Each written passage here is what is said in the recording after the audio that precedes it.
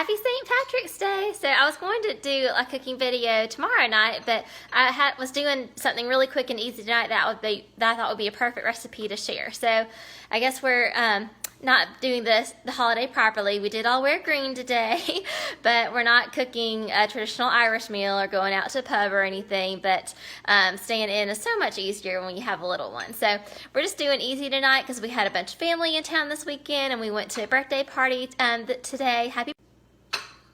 Alright, so in case it cut me off, happy birthday, Emerson, but we've just been kind of resting at home this afternoon and recovering from our busy weekend, and so we decided to do a simple dinner. So we're cooking one of my grandma's homemade frozen lasagnas. They're amazing. Everything's from scratch, even the noodles, and she grows the tomatoes. But to go with that, I'm making just some simple toast, but kind of dressing it up.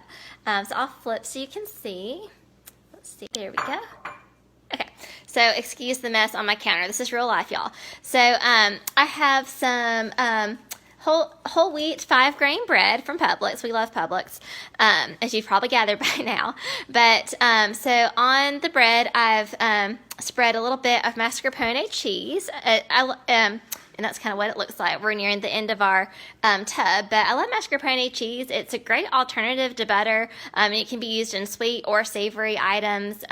It spreads really easily. You don't have to wait for it to melt like you do butter, and it's also about 60% of the calories and fat that's in butter as well. So it's a healthy alternative to butter or butter substitutes like we sometimes use for James.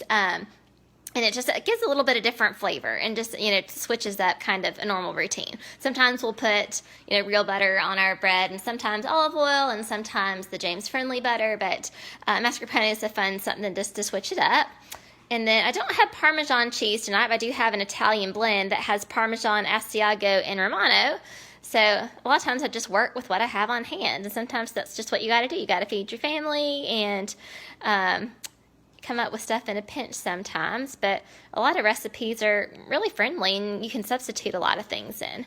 So sprinkle on a little bit of our Italian cheese blend. Then I also have some prosciutto. So I like to get pre-packaged prosciutto. It just makes it a lot easier. And I feel like the pieces hold together better than if you just ask the deli to slice your prosciutto for you. And I like prosciutto. It's thinner than ham or bacon, and it's saltier. It's cured just by salt, and it's not smoked. So I'm really not a huge fan of too much smoky flavor. So I like prosciutto because I like the little bit of saltiness it gives, and you don't have that same smoked flavor. And it also cooks up a little bit faster because it's thinner, cooks and crisps really easily, and makes kind of a great little appetizer. It's also an ingredient I like to use in a lot of other of my dishes, but for another day.